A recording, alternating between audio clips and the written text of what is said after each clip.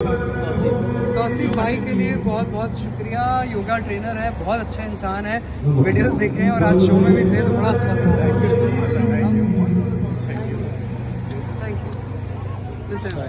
बहुत बड़ी बात है and I can safely say they've done a very good job. I mean, आज मैं लेकिन कभी कभी पलटकर जब पीछे देखता हूँ तो मुझे लगता है कि I can laugh on it, you can laugh on it, but only I can make jokes about it. You cannot make jokes about it. That is the best part. मैं बहुत छोटा था, 10th स्टैंडर्ड में था जब पहली दफा ये लगा था। उसके पहले मैं बिना हाथ के ही घुमा करता था। ऐसे आइए, you know, एक फेमस इंसान कौन होता है? Who's a famous person? जो कहीं से भी गुजरे तो सारी आंखें उस पर होती हैं, लोग पलट पलट कर उसे देख रहे हैं, घूर घूर कर उसकी तरफ देखा जा रहा है। Hello, I was born famous. जब ये हाथ नहीं लगा होता, मैं जहां भी खड़ा होता हूँ सारी आंखें मुझ पर होती हैं। The moment I wear it, मैं आप लोगों की भीड़ में खो जाता हूं, फिर मुझे कोई नहीं देखता। I call it my invisibility cloak. मेरा अदृश्य चोगा। ये पहनकर मैं आपकी भीड़ में खो जाता हूँ और मुझे कोई नहीं देखता। जिस दिन पहली दफा 10th स्टैंडर्ड मैंने लगवाया था, I still remember, it's one of the sweetest memories ever. मेरी मॉम ने बड़े प्यार से इसके ऊपर एक सातिया बनाया था। फिर वो लेकर गई मुझे मंदिर।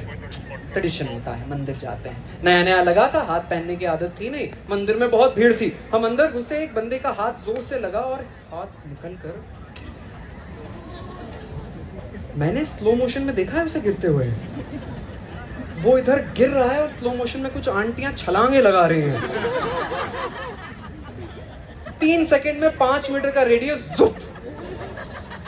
अब ये सी सिलेंड्रिकल इन नेचर, ये गिरा और ये रोल होना शुरू हो गया। अब ये रोल होकर जा रहा है, जहां जहां से जा रहा है लोग हटते चले जा रहे हैं। उस दिन मैं मंदिर में ऐसे एंटर हुआ जैसे साला अपुनिज भगवान है।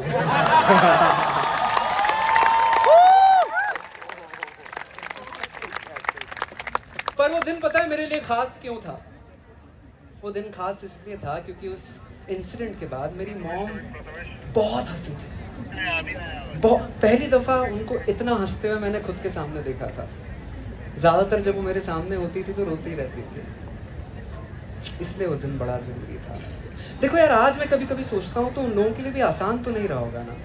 सोचकर देखो, आपका बच्चा अगर इतनी डिफिकल्टी से गुजर रहा है, आप तो यही चाहते हो उसे एक अच्छी जिंदगी मिले, एक अच्छी परवरिश मिले, कम से कम वो सारे वो काम कर पाए जिन कामों की उसे जरूरत है।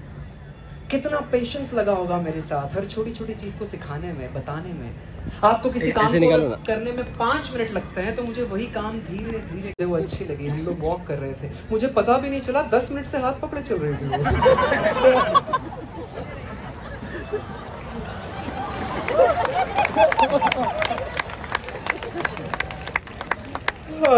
सोचो, कॉफी पर गए हम, उसके सामने मुझे शुगर का सैशे ऐसे फाड़ना पड़ेगा।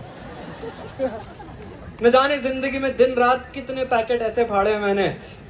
स्ट्रॉबेरीज।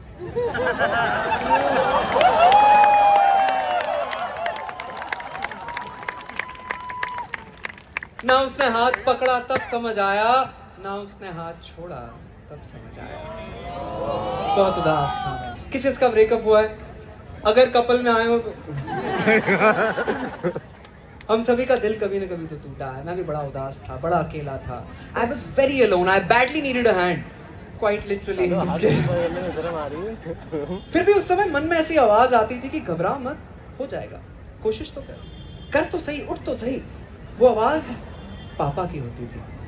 यार, पापा और माओ में यही डिफरेंस है कि माँ आपसे पूछती है क्या हुआ, क्या प्रॉब्लम है, किसकी गलती थी, क्या करेगा, कैसे सुधारेगा। डैड आते हैं, पूछते हैं क्या हुआ और ठीक कर देते, ठीक करके आगे बढ़ देते। तो उन्होंने भी ठीक कर दिया। मेरे डैड हमेशा कुछ ना कुछ लेसन या कुछ ना कुछ बात बताने के बाद एक छोटी सी कहानी सुनाते थे। कहानी सुनोगे? जोर से कहो हाँ। यस। Louder than that. 3 2 1।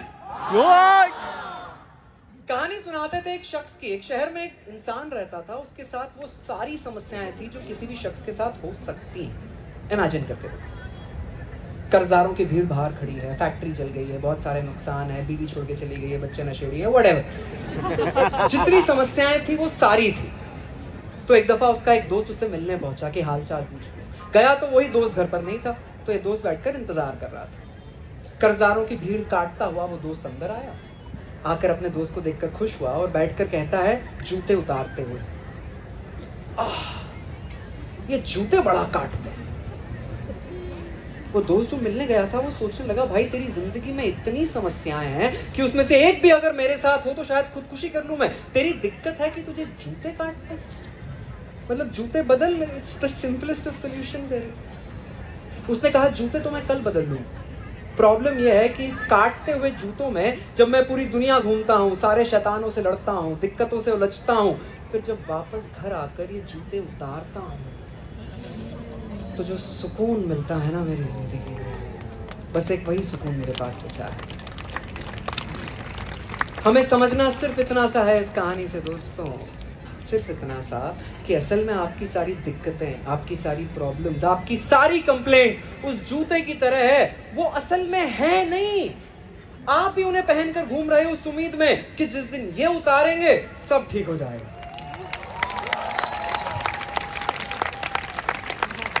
असल में वो दिक्कतें हैं नहीं। और जब ये बात समझ में आई तो अंदर से एक शुक्रिया निकला कि जितना मिला है ये भी कम नहीं है। हम कहाँ कंप्लेनों में अटके रहते हैं, जितना दिया गया क्या वो कम है? मत देख कि जिंदगी में कितने पल हैं, ये देख कि हर पल में कितनी जिंदगी है। बाबा बुल्ले शाह का नाम सुना है? जोर से कहो हाँ। बुल्ले शाह की दो लाइनें मुझे बड़ी अच्छी लग रही थी। कहते हैं कि कई पैरा तो नंगे फिर दे, ना सिर दे लब्बद छावा, और मैनू दाता सब कुछ दिता, क्यों ना शुक्र मनावा, क्यों ना शुक्र मनावा। आप सबसे विनती हाथ जो मेरे इस नाम की कहानी कि मैं खुद को सिंगल हैंडेडली क्यों कहता हूं। अगर सुनना चाहते हो तो एक बारी सब आखिरी बारी चिल्ला दो हाँ। शाबाश। मैं खुद को सिंगल हैंडेडली कहता हूं फॉर वेरी ऑब्वियस रीजंस। आप में से कुछ लोग अभी भी देख चुके हैं, समझ चुके हैं। अगर अभी भी नहीं समझे हो तो बहुत ही नॉन ऑब्जर्वेंट किस्म के लोग हो। तो हुआ फिर कुछ यूं कि कुछ दिनों बाद मेरी माँ ने मुझसे एक बात कही।